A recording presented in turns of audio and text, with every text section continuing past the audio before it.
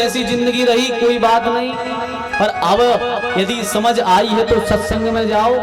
सत्संग में आकर के भी व्यक्ति का गुण बदल जाता है। महात्मा बैठे थे, सत्संग सुनाते थे रोज। विवेकानंद जी रोज सत्संग सुनाते थे बैठ करके, पूरे गांव के सुनने आए। एक लड़का था 18-20 साल का,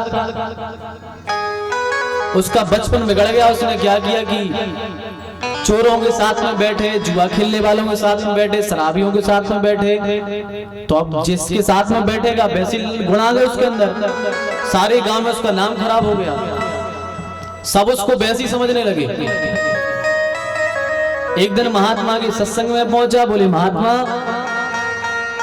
हम आपके सत्संग में आते हैं, हमने सुना है सत्संग में आने से गुण बदल जाते हैं, क्या हम भी बदल जाएंगे? हम बदल जाएंगे क्या? बोले क्यों? बोले महात्मा हम बहुत नाम खराब है, सारे गांव में नाम खराब है हमारा, सब जगह नाम खराब है। लोग हमें वो चोरी वाला कह के बुलाते हैं, गुटखा वाला कह के बुलाते हैं, तो क्या सत्संग में आके हमारे गुण बदल जाएंगे? महात्मा ने कहा बिल्कुल भैया, आप लगातार सत्संग करना चालू कर दो, सारे गांव के लोग आपको गुणी कहना चालू कर देंगे। फिर नहीं कहेंगे कि अरे ये बदमाश था, ये बेकार था। जब सत्संग में डेली जाओगे तो लोग कहेंगे अरे ये तो अच्छा हो गया, मंदिर जाने लगा, बढ़िया होगा, अच्छे गुण आ गए इसके अंदर, किसी महात्मा की संगति मिल गई। तो सत्संग का भी प्रभाव पड़ता है। जैसा करोगे संग वैसा चढ़ेगा रंग, जैसा संग रहेगा आपका वैसे गुण आप में आएंगे। शराबी के साथ में रहोगे निश्चित ही 1 महीने में 1.5 महीने में शराब पीना चालू कर दोगे। बीड़ी वाले के साथ में रहोगे बीड़ी पीना चालू कर दोगे। गुटके वाले के साथ में रहोगे गुटखा खाना भी चालू कर दोगे।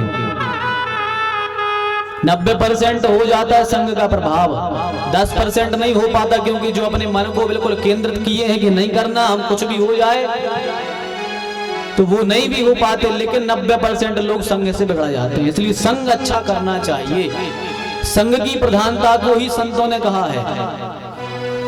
संग अच्छा होना चाहिए हमारा, क्योंकि संग ही हमारी बुद्धि को परिवर्तित करता है। जैसा संग होगा वैसा आपका चित्त होगा, और जैसा चित्त बन जाएगा वैसे ही आपका चरित्र बन जाएगा। चित्त से ही चरित्र बनता है अपना, इसलिए अच्छा संग करो। तो महात्मा युधिष्ठिर निकले, बोले देखो भैया ये वो है जिनके पिताजी ने गर्भ में चक्रव्यूह की रचना सीख ली थी।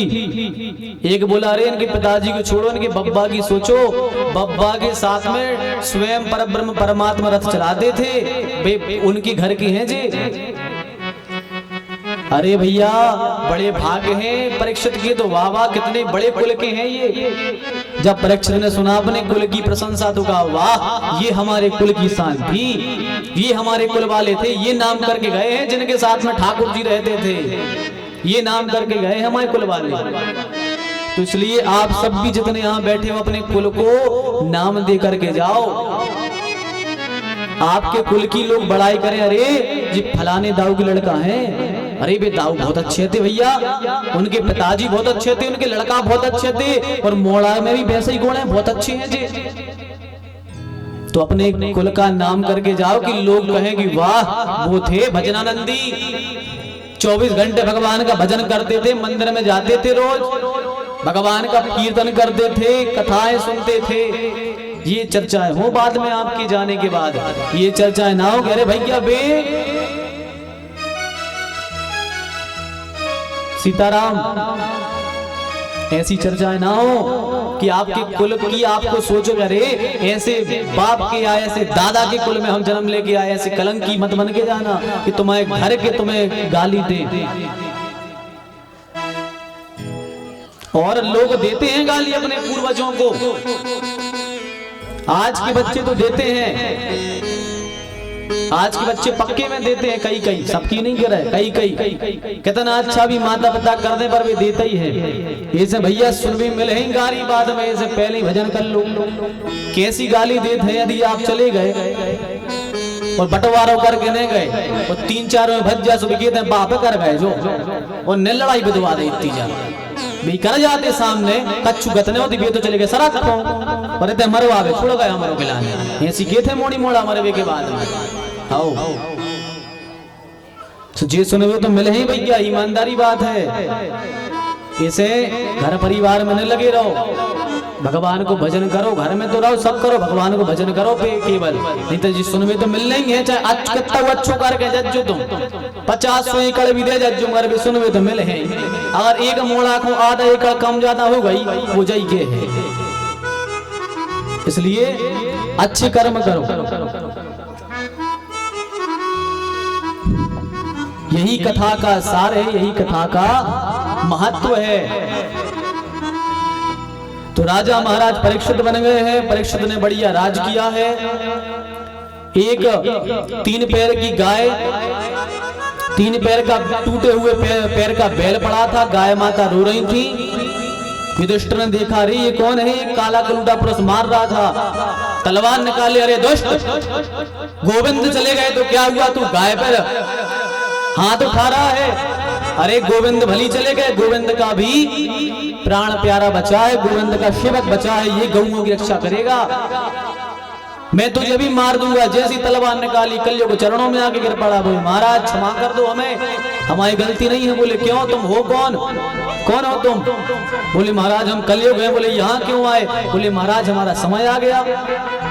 बोले हम कुछ नहीं जानते, जाओ हमारे यहाँ से, कोई समय हमें नहीं। कलयुग ने कहा महाराज समय आ गया हमारा, रहना तो यही पड़ेगा हमें। बोले नहीं नहीं हमारे राज्य में नहीं रह सकते। बोले महाराज कृपा करो, कोई स्थान दे दो, सब जगह नहीं तो कोई स्थान दे दो। तो कहा ठीक है, द्यूतम पानम स्त्रिया सुन, जाओ जहाँ जुआ खेला जाता हो वहां रहना, जहाँ शराब पी पिलाई जाती हो वहां रहना, जहाँ परस्त्री गमन होता हो वहां रहना, और जहाँ हिंसा होती हो, चोरी होती हो वहां रहना। 4 स्थान दे दिए। बोले महाराज ये तो आपके राज्य में कहीं दिखाई तक नहीं पड़ती, आपके राज्य में कहीं है नहीं जी, हम कहाँ रहे, एक अच्छा स्थान दे दो। महाराज ने कहा तुम्हारे अंदर गुण क्या है, तुम्हें अच्छा स्थान दे हम, तुम्हारे अंदर क्या गुण है? बोले महाराज एक गुण अच्छा है। बोले क्या गुण अच्छा है? बोले नास्ति योगेन तपसा न योगेन समाधिना तत्फलम लभते सम्यक कलौ केशव कीर्तनात्। महाराज एक गुण अच्छा है। बोले क्या? बोले ना योगेन तपसा, जो योग करने पर, सतयुग में योग करने पर फल मिलता था, त्रेता युग में जो बड़े बड़े यज्ञ करने से जो फल मिलता था, द्वापर में जो बड़ी बड़ी पूजाएं करके फल मिलता था, कलयुग में केवल कीर्तनिया सदाहरी, भगवान का कीर्तन करने से वही फल मिल जाता है। केवल कीर्तन मात्र से वही फल मिलता है जो बड़े बड़े यज्ञ करने से मिलता था। ये हमारे अंदर गुण है। परीक्षित ने कहा वाह बहुत अच्छा गुण है, जाओ तुम्हें एक स्थान और देते हैं। बोले मांग लो क्या चाहते हो? बोले स्वर्ण में दे दो, हमें स्वर्ण में स्थान दे दो। महाराज ने कहा ठीक है, तुम्हें स्वर्ण में स्थान दिया, सोने में तुम्हारा वास होगा। पर किस सोने में वास होगा, यहां भी विडंबना है। भगवान गीता में कहते हैं कि धातु नाम कांचनोस्मि, धातुओं में सोना हूं, और भगवान परीक्षित ने यहां वरदान दे दिया कि सोने में कलयुग का वास रहेगा। अब विडंबना बन गई कि भगवान का वास है सोने में कि कलयुग का वास है सोने में, बड़ी विडंबना बन गई। अब क्या करें? तो यहाँ पर आचार्यों ने निरूपण किया है। क्या किया है? बोले जो खून पसीने से कमाई हुई संपत्ति से सोना लेता है उसमें तो भगवान का वास होता है, और जो चोरी करके गलत काम करके पैसे इकट्ठे करके सोना लेता है उसमें कलयुग का वास होता है। यदि पहचानना हो कभी किस सोने में भगवान का वास है, कलयुग का है, तो ये जान लेना कि हमने कैसे कमाया है पैसा। इसके आगे परीक्षित ने महाराज शमीक का अपमान कर दिया, श्रृंगी ऋषि ने शाप दे दिया, इति लंघित मर्यादाम तक्षका सप्तमे हनि, 7 दिन में मर जाओगे। परीक्षित गंगा के द्वार पर आए, बड़े बड़े महात्मा बैठे हैं, च्यवन बैठे हैं, गौतम बैठे हैं, परशुराम बैठे हैं, वशिष्ठ जी बैठे, विश्वामित्र बैठे, च्यवन बैठे, अंग बैठे, पुलह क्रतु वशिष्ठ सब बैठे हैं। परीक्षित ने कहा महाराज मुझे 7 दिन में मरना है, उपाय बताओ कैसे तर पाएंगे हम, हमारी मुक्ति का कोई उपाय बताइए। सब विचार कर रहे हैं कि भैया क्या करें क्या करें, सब अपने अपने विचार में लगे हैं। पर इतने में ही क्या हुआ, सब विचार में लगे रहे और सबके विचार करते करते सबके बीच में बोले तत्रा भवत भगवान व्यास पुत्रो, सभी संतों के बीच में, महात्माओं के बीच में व्यास जी के पुत्र सुखदेव जी का आगमन हो गया।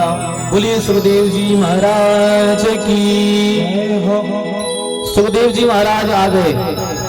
सुखदेव जी से कहा कि महाराज हमें 7 दिन में मरना है, कृपया करके कोई उपाय बताओ।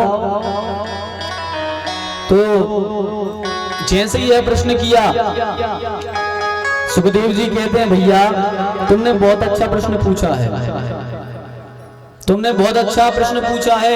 मरने वाले को क्या करना चाहिए? बोले मरने वाले को 3 काम करने चाहिए। बोले क्या क्या करना चाहिए? तस्मात् भारत सर्वात्मा भगवान ईश्वरो हरि, श्रोतव्यः कीर्तितव्याश्च स्मर्तव्याच्चेच्छथा भयम्। बोले मरने वाले को 3 काम करने चाहिए। बोले क्या? बोले श्रोतव्यः, भगवान की कथा को सुनना चाहिए। स्मर्तव्यः, भगवान की कथा का स्मरण करना चाहिए। और श्रोतव्या कीर्तव्याश्च स्मर्तव्या, भगवान का कीर्तन करना चाहिए। मरने वाले को ये 3 काम करने चाहिए। तो बड़े भाव के साथ में आप सभी कीर्तन करें और कीर्तन करने के बाद में वाणी को विराम देते हैं। यही कारण है केवल कलयुग में नाम का, कलयुग में नाम